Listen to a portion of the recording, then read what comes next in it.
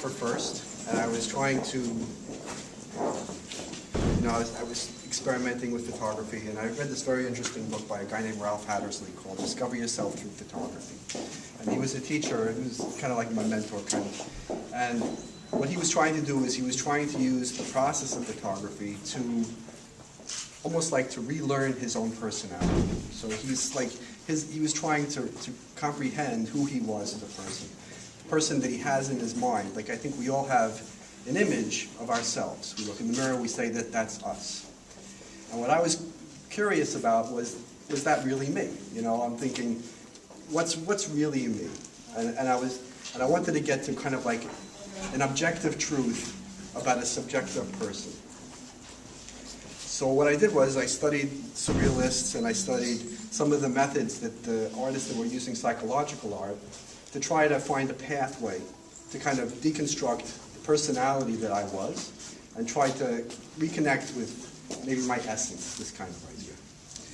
So what I had come up with this idea was that instead of trying to know what I'm doing, instead of having a preconception of what I'm going to make, I'm going to blank my mind and see if something from my inner self can express itself. So the first experiments I did were things like I would do a portrait of a person, but instead of looking at the person and trying to fix that face, I would look at the person and I would draw like this. The idea being that I would never know, that somehow that there was a connection between what I'm seeing and feeling and what I'm expressing with my hand. So from that, I went to this process of automatic drawing. I would do these little like thumbnail drawings of like Chinese characters. But they weren't representative, they were just abstract.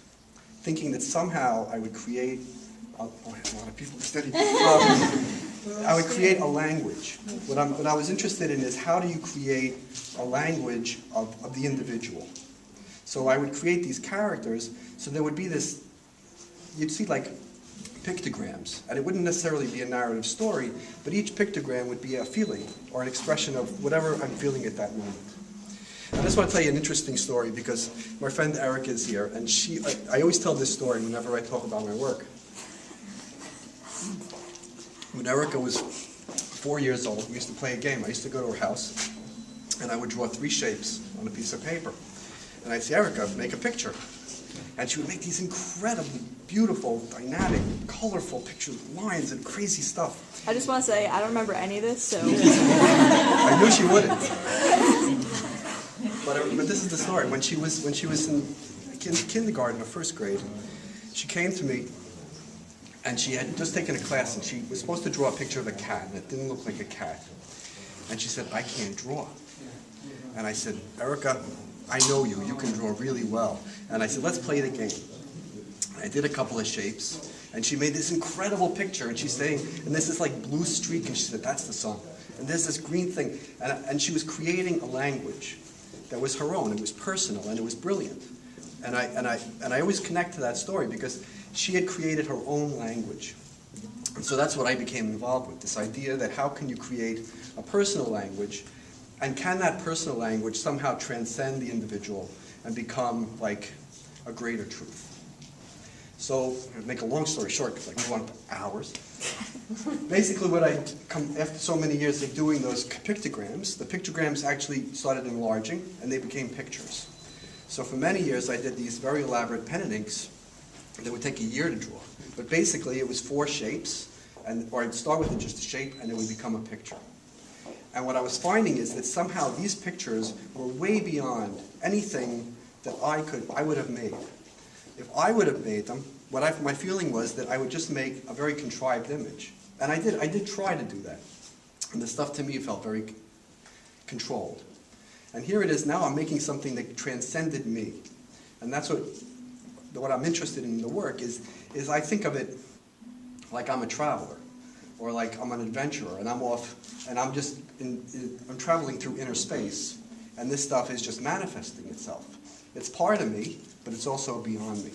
And I think that for me as an artist, what makes it exciting is that I never know what's going to happen. And I start drawing this thing, and I start with the shape, and all of a sudden it becomes something. And I'm like, I always say I have no idea where it's coming from. It's coming from me, but it's also coming from a place that's beyond me. And I think that for an artist, that's the excitement about making art, is that no matter who you are, somehow that work will take you to a place that you did not expect. And that's what makes it so exciting. And I hope that I can share that with you. Thank you. Can you talk about the lights and the glasses? Did everybody get glasses? No. Okay. These are... I'll give them. Yes, no.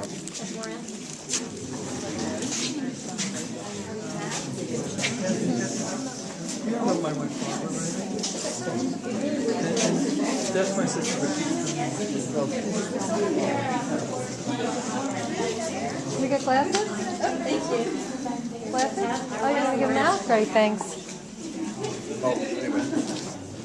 The optical effects, the way they came about, this was also through experimentation and through chance. The original, I don't know, I'll show you the lights.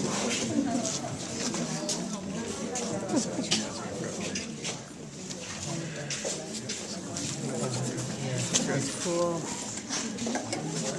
Basically, the way the light effect came about was I had done an exhibition and somebody had put a light beneath the piece. And I just found it a very interesting optical effect.